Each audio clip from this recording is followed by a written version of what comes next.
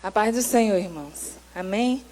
Que bom estarmos mais uma vez juntos aqui na casa do Senhor para aprendermos mais da sua palavra, porque nós sabemos que quanto mais nós estudamos, mais o Senhor tem a nos ensinar e nos revelar na sua palavra. Amém?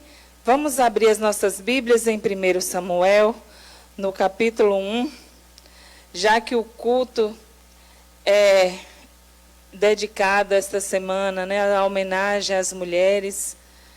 Então, nós, mais do que apropriado, nós escolhermos uma mulher que sobressaiu na Bíblia. E nesse texto aqui, a gente vê que Ana foi uma dessas mulheres proeminentes na Bíblia. E vamos ler do capítulo 1, do 1 ao 5. 1 Samuel, diz assim: Houve um homem de Ramataim Zofim, da montanha de Efraim, cujo nome era Elcana, filho de Jeroão, filho de Eliú, filho de Tou, filho de Zufi, Efrateu. E este tinha duas mulheres. O nome de uma era Ana e o nome da outra era Penina. Penina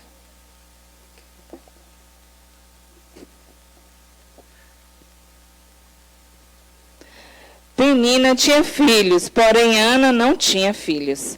Subiu, pois, este homem da sua cidade, de ano em ano, a adorar e a sacrificar o Senhor dos Exércitos em Siló.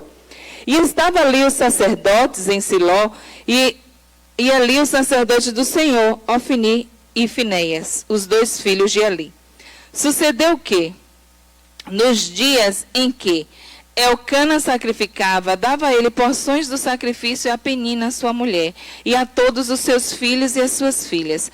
Porém, a Ana dava uma parte excelente, porquanto ele amava a Ana. Porém, o Senhor lhe tinha cerrado a madre. A gente percebe aqui nesses primeiros versículos que Ana era esposa amada de um homem chamado Elcana. Vale a gente perceber que o significado do nome Elcana significa eu o pedi ao Senhor. Com certeza a mãe de Elcana já tinha passado por essa situação de não poder ter filho e pediu Elcana ao Senhor. Mas Elcana, depois de ter se casado com Ana, sua esposa amada, ao invés de seguir o mesmo caminho de sua mãe, já que ele viu que a sua esposa não podia ter filho, ele seguiu os costumes das nações pagãs. Porque não tem mandamento na Bíblia para que um homem pegasse uma outra mulher. Isso era costume, isso não era mandamento. Porque quando o Senhor, lá no início, instituiu a primeira família, ele criou uma mulher para um homem. Este foi o modelo de Deus.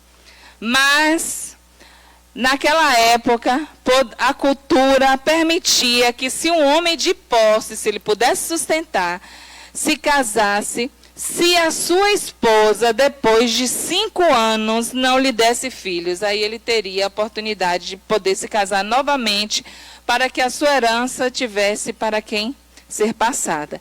Então, Elcana se casou com Penina,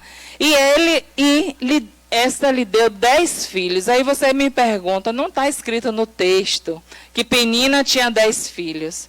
Porque na ocasião aqui que a gente percebe, nesse primeiro capítulo, que quando Elcana chama a sua família e ele dá para Penina as porções do sacrifício, porque depois que sacrificava, a pessoa tinha o direito de comer da oferta, de participar da oferta. Tinha a parte dos sacerdotes e a parte da família. E ele dava para Penina, para os seus filhos e as suas filhas, e a Bíblia fala que ele dava uma porção excelente para Ana. Mas a sua rival a humilhava tanto para a irritar, que a Bíblia fala que ela irritava, que Ana chorava e não comia. E aí Elcana lhe perguntava, Ana, eu não lhe sou melhor do que 10 filhos? Ou seja, ele estava mostrando a ela o modelo. A outra estava diante dela com os 10 filhos. E ele estava dizendo, Ana, eu não te sou melhor do que esses 10 filhos que a outra tanto a humilhava. Então, uma das coisas que nós vamos meditar sobre a vida de Ana é que Ana foi uma mulher que passou por muitas humilhações. Ela era insultada e humilhada por sua rival Penina. Lá no versículo 6 diz, a sua rival a provocava excessivamente para irritar. A gente sabe quando uma mulher quer pirraçar a outra, quer irritar a outra, ela sabe o caminho. E Penina sabia este caminho. E ela esperava que fosse neste momento de culto, neste momento de adoração. A Bíblia não relata que Penina humilhava e pirraçava Ana lá na sua casa. Mas a Bíblia relata que ela pirraçava e humilhava Ana na hora que Ana tinha ido adorar. Neste momento, que era o momento dela com Deus, era a hora que Penina estava tirando Ana do seu foco. E então ela chorava e não comia e não participava do sacrifício. Então a gente percebe que isso se passou por 15 anos dessa forma, porque 5 anos Elcana esteve com ela conforme os costumes. E ela não pôde lhe dar filhos a Elcana. Então Elcana foi e contraiu um novo matrimônio.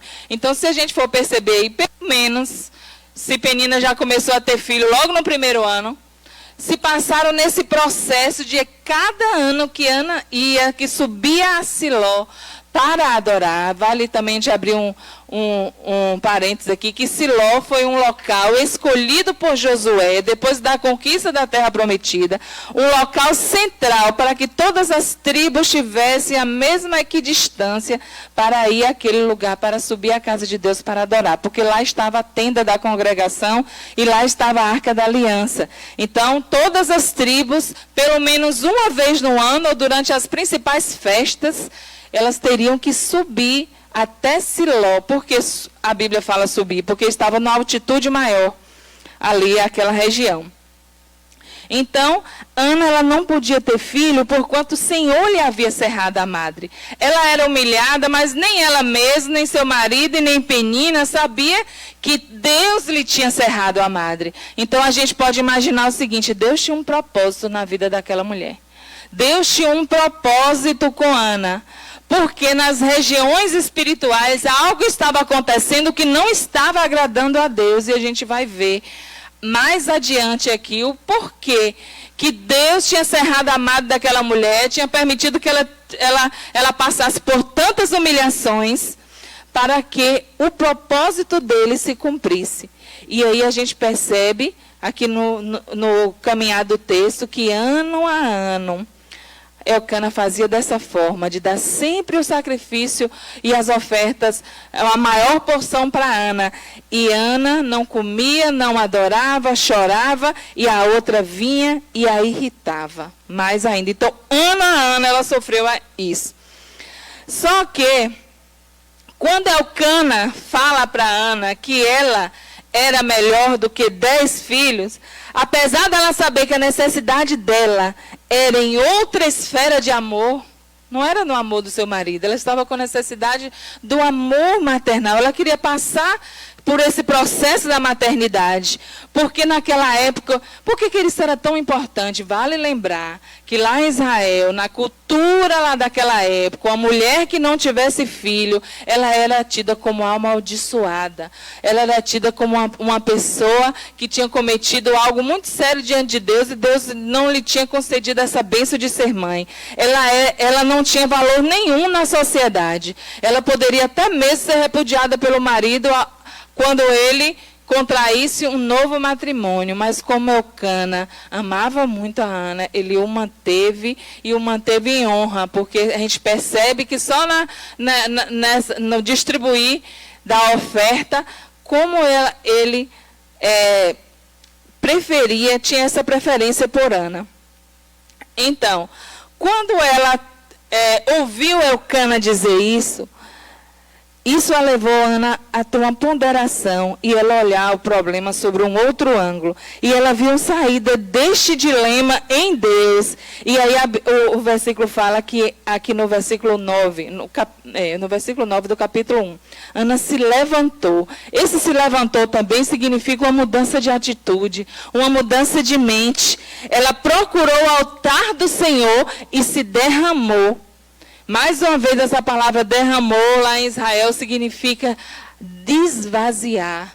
É você abrir o seu coração. É você não ter nenhuma reserva. E Ana fez exatamente isso. Ela orou com amargura de alma. Ela levantou e com amargura de alma ela orou ao Senhor. E ela orou com intensidade. E ela não teve pressa, porque o versículo diz, demorando-se a orar perante o Senhor. Então ela orou com coração. Portanto, Ana, porque ela só falava no coração, seus lábios não se moviam. E aí o sacerdote olhou aquela mulher ali na frente, por muito tempo ajoelhada, e os seus lábios só se moviam, não saía nenhum som. Aí o sacerdote achou que ela estava embriagada. Aí falou, mulher, por que estás embriagada? Essa é a hora de você estar embriagada na casa de Deus. E aí ela falou, não, Senhor, eu não estou embriagada, vinho nenhum eu tomei. Porque quando Ana ela se levantou para fazer aquela oferta, ela fez um voto ao Senhor. Então esse voto que Ana fez, ela pediu para Deus um filho. E antes de pedir esse filho, ela foi com o propósito de entregar este menino como um nazireu de Deus, porque ela disse que sobre a cabeça dele não passaria navalha. E ela queria um menino que não somente tivesse uma consagração de lábios, de boca, igual às vezes a gente vem aqui na frente e consagra os nossos filhos, a gente faz, não é que a gente está fazendo só de boca, mas está fazendo de coração, mas não é aquela consagração de você chegar aqui, esse menino vai ficar aqui na igreja, ele não vai voltar mais para a minha casa.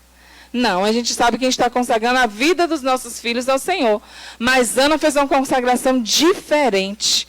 Quando ela foi fazer o voto ao Senhor, ela teve, primeiro, essa atitude de não tomar nenhuma bebida forte. Porque a mãe de um nazireu não poderia tomar bebida forte e nenhuma bebida de vinho. Isso porque a visão que Ana estava tendo, primeiro, irmãos, era espiritual. Porque cada ano que Ana subiu, olha que foram 15 anos que ela foi subindo a Siló. E se a gente for ver o contexto em que vivia a situação de Israel, eles estavam na época dos juízes. E quem estava como sacerdote era o sacerdote Eli. E se a gente for ver aqui na Bíblia, no capítulo 2 de 1 Samuel, no versículo 12, fala assim, os crimes dos filhos de Eli. Eram, porém, os filhos de Eli, filhos de Belial, e não conheciam o Senhor, porquanto o costume daqueles sacerdotes com o povo era que, oferecendo a alguém algum sacrifício, vinha o moço do sacerdote, estando se cozendo a carne com um garfo de 3 dentes em sua mão. E dava com ele na caldeira, ou na panela, ou no caldeirão, ou na marmita. E tudo quanto o garfo tirava, o sacerdote tomava para si.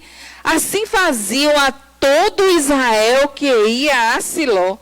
Também antes de queimarem a gordura, vinha o moço do sacerdote e dizia ao homem que sacrificava, dá essa carne para assar ao sacerdote. Porque não tomará de ti carne cozida senão crua. E dizendo-lhe o homem, queime primeiro a gordura de hoje, depois toma para ti quando desejar a tua alma. Então ele dizia, não, agora o hás de dar, e se não, por força eu tomarei. Era, pois, isto muito grande o pecado destes jovens perante o Senhor, porquanto os homens desprezavam a oferta do Senhor. E mais adiante no versículo 22 diz assim, era porém Eli já muito velho e ouvia tudo quanto seus filhos faziam a todo Israel e de como eles se deitavam com as mulheres que em bando se ajuntavam à porta da tenda da congregação. Então Ana era uma mulher serva de Deus que todo ano ia com seu esposo trazer a sua oferta diante do Senhor e tudo isso que nós lemos aqui, a família dela também sofria. Ela via que na hora que tinha que tirar a porção principal para o Senhor, o moço do sacerdote vinha com garfo e pegava para os sacerdotes. E isso mais adiante o Senhor jogou na cara de Eli. O Senhor o acusou dizendo, eu tirarei de ti o sacerdócio que está na sua casa desde quando eu chamei o meu servo Arão. Desde quando vocês estavam lá no Egito, eu separei a sua família, mas agora longe de mim que a sua família esteja com a sua família perpetuamente o sacerdócio. Não estará. Eu tomarei e darei a um homem melhor do que você. E foi assim que Deus já estava planejando, através da vida desta mulher, mudar os rumos de uma nação. E ela, quando ela se colocou lá na frente, ela colocou a sua necessidade, o seu desejo, mas ela olhou e viu primeiro a necessidade da casa do Senhor. E foi por isso que ela falou, Senhor, se o Senhor se atentar para a oração da sua serva, se o Senhor se lembrar de mim e me der um filho varão, eu o entregarei todos os dias da sua vida para servir ao Senhor, e sobre a sua cabeça não passará navalha. Então ela foi uma mulher que viu a necessidade da casa do Senhor. Ela viu que lá dentro do tabernáculo precisava de ter um homem temente a Deus. Porque aqueles que estavam lá servindo ao Senhor eram filhos de Belial. Eram homens que tinham coragem de se deitar com as mulheres que em bando se amontoavam na porta da tenda da congregação. É coisa que está além da nossa imaginação. Que a gente não pode nem conceber que poderia existir num lugar de culto, num lugar de adoração, num lugar que foi separado para que todas as pessoas viessem ali e sacrificassem ao Senhor. Mas era isso que estava acontecendo. E Ana, dentro daquela necessidade que ela tinha, quando ela viu que ela era amada pelo seu marido, ela falou, Senhor, eu preciso mudar de foco. Eu preciso mudar a oração. Eu preciso me derramar. Eu preciso ver também a necessidade do Senhor. Eu não posso olhar só para a minha necessidade. E aí, ela quis também tirar o opróbrio sobre a vida dela. E ela falou, Senhor, se tu me deres esse filho, eu te darei. Olha a coragem dessa mulher. Primeiro, uma mulher que deseja muito um filho. Tem mulher que até fica perturbada da cabeça quando deseja demais de ter um filho. E Ana tinha tanto desejo de ter esse filho, e eu não sei como é que ela teve coragem de, antes de ter esse filho, entregá-lo. Porque quando a mulher ela quer ter muito um filho, a gente já começa a amar na hora que pega lá o resultado. Falou, tá grávida, você já começa a amar. Se falar que perdeu, você vai chorar aí mais de um mês. Porque eu já passei por esse processo e sei o que é isso. Quando fala perdeu, tem gente que fala, mas como é que está chorando se nem viu ainda? Mas é algo incrível, é algo de Deus. Falou, você está grávida, você já começa a amar. Imagine depois que você tem a criança. Imagine depois que ela fica, a Bíblia fala, que ela, quando ela concebeu, que voltou, que ela se levantou, que ela fez esse voto, e aí o sacerdote viu que ela não estava bêbada e falou, vá em paz, filha, e Deus conceda a você a petição do seu coração. E aí a Bíblia fala que quando ela levantou, ela não estava mais triste, ela não estava mais amargurada. O seu semblante já tinha mudado. Porque mesmo sem a resposta na mão, ou seja, ela não saiu dali com o bebê na mão, mas ela saiu com uma outra posição, porque ela tinha derramado o seu coração, ela tinha dado o maior desejo, a maior oferta, o maior voto. E aí, quando o marido dela, no outro ano, quando ela concebe o filho, e no outro ano ele volta para adorar, ela fala, eu não vou adorar. Porque eu só vou voltar a adorar quando eu for desmamar o menino e levar para que ele fique toda a sua vida lá. E vocês sabiam que Ana não tinha o direito de fazer esse voto? A Bíblia fala lá em Números. Deixa eu ver se eu anotei aqui exatamente o capítulo de Números. Eu anotei, mas não estou vendo. Mas, se eu não me engano, é Números 30. Fala que a mulher casada, ela não podia fazer nenhum voto sem a aquiescência do seu marido. Se ela votasse algo ao Senhor, e se chegasse em casa o marido falasse, não, isso aí eu não aceito isso não. Então não tinha valor nenhum o voto dela. Mas com certeza, Eucana viu a sinceridade do coração e concordou com o que ela ia fazer. Tanto que quando ela falou que ela só ia quando o menino desmamasse, ele falou, faça conforme o voto que você fez ao Senhor. E aí ele foi sozinho com o Penina e os filhos e ela ficou. E ela só foi quando desmamou. E a Bíblia fala que ela levou o menino ainda muito pequeno para ser entregue a Eli. E diz assim, quando ela chegou, por este menino orava eu, e o Senhor me concedeu a minha petição que eu tinha feito. Pelo que também ao Senhor o entreguei por todos os dias viver. Pois ao Senhor foi pedido, ele adorou ali ao Senhor. Esse ele adorou ali ao Senhor foi Samuel. Ainda pequeno, ainda bebê. Ele adorou ao Senhor. Quantos de nós aqui pode ter testemunho de crianças ainda pequenininhas que já adoravam ao Senhor? Eu tive uma experiência lá em casa que quando o Juninho adoeceu aqui, não sei se os irmãos lembram, ele tinha 2 ou 3 anos. E na noite, quando a gente não conseguia, quando a gente foi para a Conquista e não conseguia ainda a internação para ele, ele desceu da cama e aí eu perguntei, você vai para onde, filho? Ele falou, vou orar. E ajoelhou na cama, não saiu nada da boca, mas ficou lá quietinho, orando com a testinha no chão. E eu e o Emerson ficamos assim, ó, olhando, né, admirados do que ele tinha feito, porque ele tinha feito isso sozinho. Então, aquela criança aqui também adorou ao Senhor, porque ele entendeu. A Bíblia não fala que ele esperneou, que ele chorou. Por que a gente sabe que foi com 3 anos? Porque Ana foi com 3 bezerros. Cada ano que ela não tinha ido com o menino, ela levou 3 bezerros. E a Bíblia fala que ele era ainda muito criança quando ela o levou. E aí, como eu poderia falar mais coisas aqui sobre a vida de Ana, mas como a gente tem um tempo, né, que a gente tem que voltar para a nossa casa, tem um tempo de recolher. Eu vou finalizar aqui, só lembrando de algo aqui muito importante. Depois que Ana entregou Samuel, ela adorou ao Senhor com um cântico. Esse cântico está aqui no capítulo 2.